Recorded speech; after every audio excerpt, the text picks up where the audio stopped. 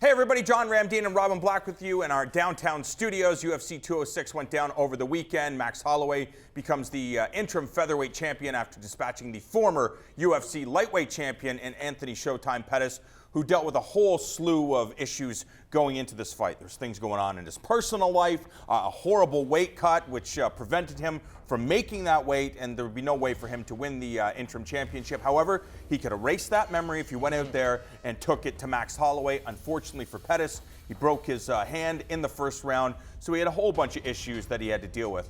Based on that, imagine yourself going into a scenario where you're facing a talented future star. We all know how capable and how talented Max Holloway is. Now break your hand, be exhausted, and you're supposed to be on your best. That's just not, it's not going to happen. That's fighting. That's fighting. The game. Yeah. Your eye is injured, your hand is injured, you didn't make weight, you're carrying all this stuff. You got to go out and be your best. What's that Academy Award-winning actor? What's eating Gilbert Grape? And, Johnny Depp. No. Leo DiCaprio. Leo DiCaprio. Yeah. Leo DiCaprio talked about as you progress through life and there's bigger and bigger challenges, each stage of your life will require a new you.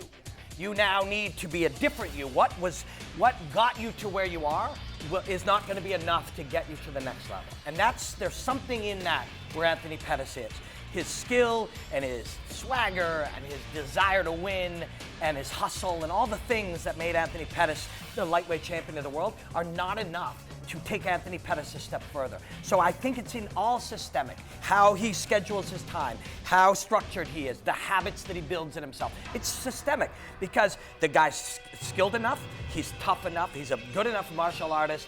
All of those things are there. It's how he's going about and the habits he's building to go and put himself in a position the way Max Holloway did to be in a position to win these things. So it's a life structure that whatever's going on in Anthony Pettis' life, it's his business, but he can look at it and go, how do I change how I'm going about every step of my life to go back to being a new me that's capable of being a champion again? What's interesting is I talked to former Strikeforce champion Josh Thompson, who said there's some days when even on your best day, when you've had the best training camp of your life, you feel good, you go out and don't win, even when you have your best performances. So when you have a situation where Max Holloway is performing his best and you are broken, how do you deal with that? You're there in the fire and it's like, okay, this is the hand that I've been dealt. How do I progress through this situation where I know I can't be at my best against a guy who is clearly at his best? And what would Max Holloway do in that state? Max Holloway doesn't accept that concept. That concept is not true to him.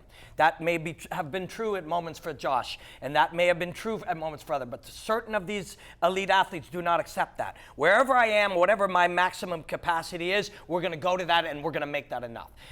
It doesn't, when you look at it, oh man, I was snake bit. You know, the weight just didn't work for me, and I injured myself, and all of these things. If you go and you look at them, you say, these things happened, that's not fair, next time it'll be different, you've taken no action. You've taken no action at all. If you look at it and go, what was my role in each of these? What did I do wrong? If you can find what you did wrong, you can now address it. Oh, I should have approached this way. I made a mistake in estimating what nutritionist information. If you blame yourself for everything, you can now find a way to fix it. And that's the road Anthony Pettis has got to walk down. And when he walks down it and he starts one small thing at a time, making little changes that make his training day better, that make his mindset better, that make him grow and grow and grow and be a new Anthony Pettis, the new Anthony Pettis who will take everything he already knows and be good enough to win a title again and be a champion again, that road is the road he has to go on. When you look at Anthony Pettis and his experience and his skill and everything he's dealt with in mixed martial arts, do you honestly think that Anthony Pettis isn't where he should be in his mixed martial arts career?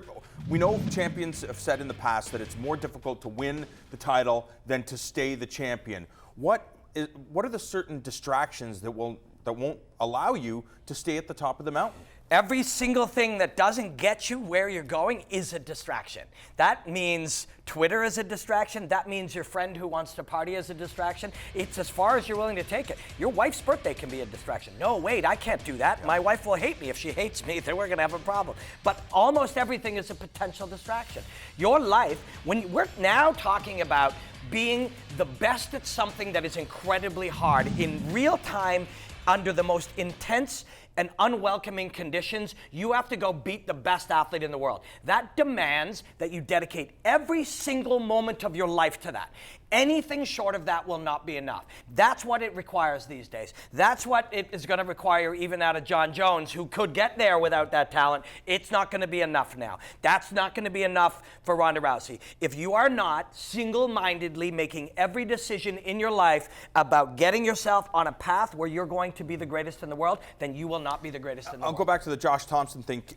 There's still a situation where two fighters can still have that same approach. It's like we've done everything that we need to do to ensure success, but at the end of the day, somebody has to win and somebody has to lose. Then you're exactly right. And when we're at the point now where the guy that you're in there with is dedicated every single moment of his life and every single bit of mental energy and physical energy to this moment, and you are that guy too, what you get is Cub Swanson and Doo Ho Choi. That's true. What you get. That's what you get in all of these best of the best fights that we see are two of the greatest get to that moment where every moment of their life is dedicated to that. And that's why those fights are so fucking amazing. They get to that moment.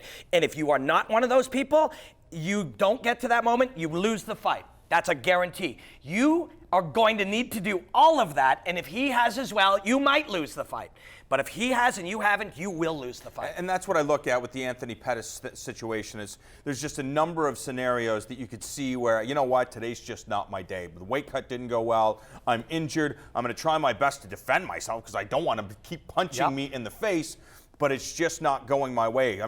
He wasn't able to land cleanly a whole lot throughout that fight. Even when he was trying to change things up because he couldn't throw his right hand, he was throwing the kicks. You could just feel him diminish throughout the fight. And you know why Anthony, as not just the skill and the beauty of what he does, you know why he does really have the potential? He should know this, and I hope he does know this. He does have the potential to be the greatest in the world again, is because when everything was going against him, he was still desperate to win. He was still in there giving everything he had. That's what's going to be required of him every minute of every day as he reshapes the structure of his fighting life to be the champion again, and he can do it. Anthony Pettis, you're one of the most exciting fighters on the planet. We can't wait to see your return at 155 pounds. I would not be surprised to see him challenge Conor McGregor.